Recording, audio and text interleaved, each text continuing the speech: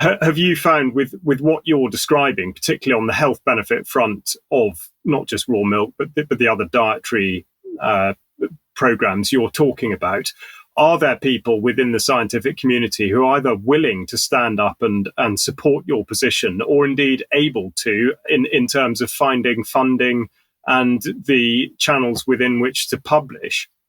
No, that's easy. No, there's not.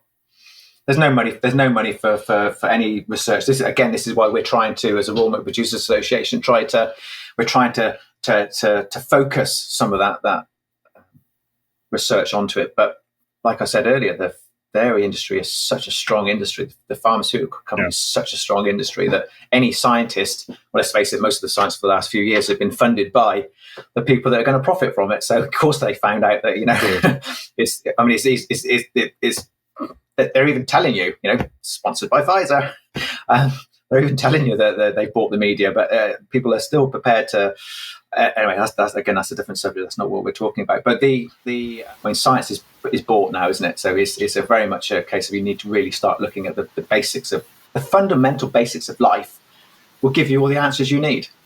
Trying to get through to like the initial question was how do we convince the people that just on the raw milk that it's a good idea. When the science and the media are so driven in one direction, the narrative is so strong, people only come to us when they come to the end of that tether and go, right, I need to look for something else. The NHS is a brilliant organisation, but completely abused.